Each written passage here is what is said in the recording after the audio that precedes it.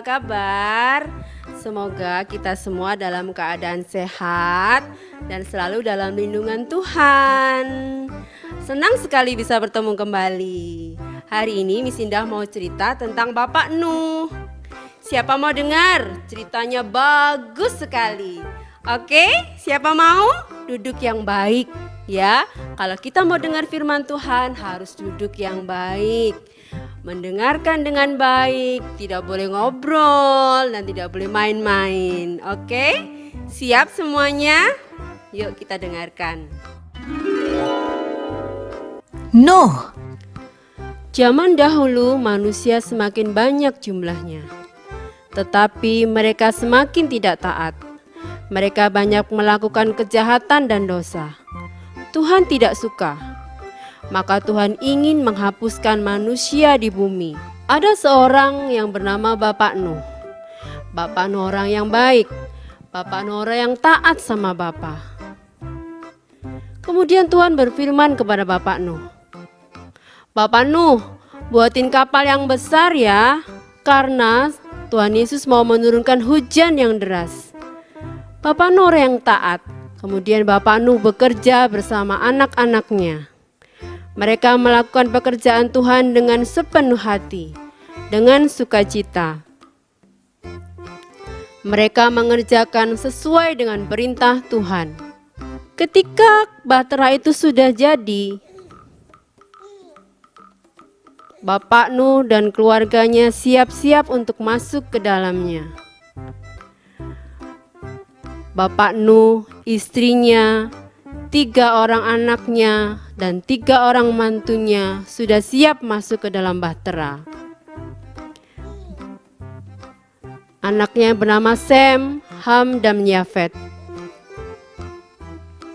Kemudian Tuhan berfirman, bawa binatang-binatang yang ada di situ. Kemudian Bapak Nuh membawa beberapa binatang yang ada di situ. Ada jerapah, ada gajah, ada kuda, ada kambing, ada harimau, ada burung, dan masih banyak lagi. Ketika semua binatang sudah masuk ke dalam bahtera, mereka masukkan sesuai dengan tempatnya masing-masing. Dan Tuhan mulai menutup pintu bahtera. Tiba-tiba hujan turun dengan deras. Petir berbunyi. Wah, hujannya sangat deras. Air semakin banyak. Kapal mulai bergoyang. Sampai seluruh ladang terendam. Sampai seluruh kota pun terendam. Dan bahkan sampai gunung pun tenggelam. Ada badai, ada angin, dan hujan terus-menerus turun. Tetapi di dalam kapal semuanya aman. Bapak Nuh dan keluarganya, binatang-binatang yang ada di dalam, semuanya tercukupi kebutuhannya. Mereka juga sudah menyiapkan makanan bagi binatang-binatang yang ada di situ, supaya mereka tetap hidup dan tidak ada yang sakit. Mereka menjaga dan merawat binatang itu dengan baik. Ketika 40 hari dan 40 malam, hujan berhenti. Tetapi itu belum waktunya mereka untuk turun, karena airnya masih banyak. Suatu hari Nuh melepaskan seekor merpati. Dan merpati itu kembali lagi. Dia membawa daun yang segar.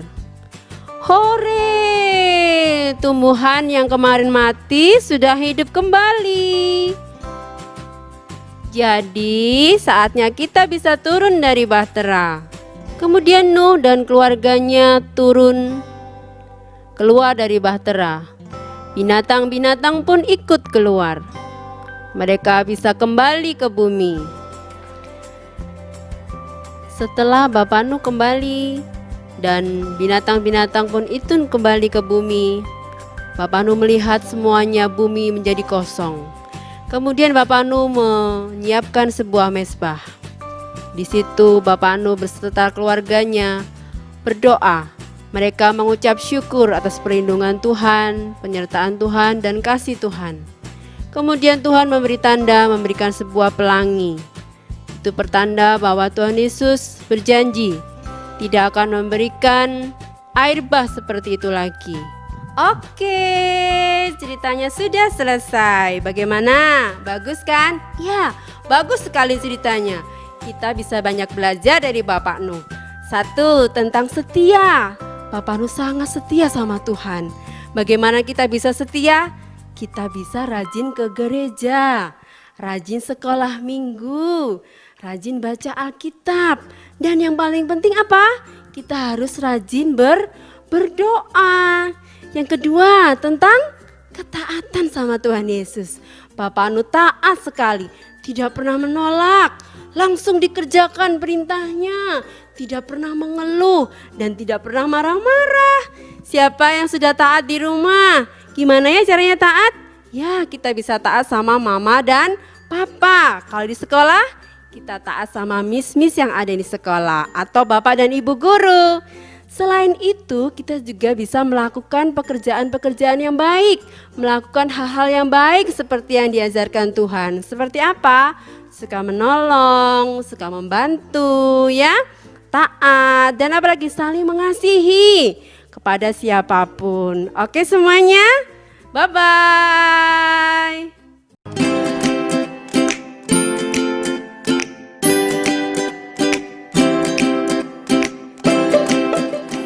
Sampai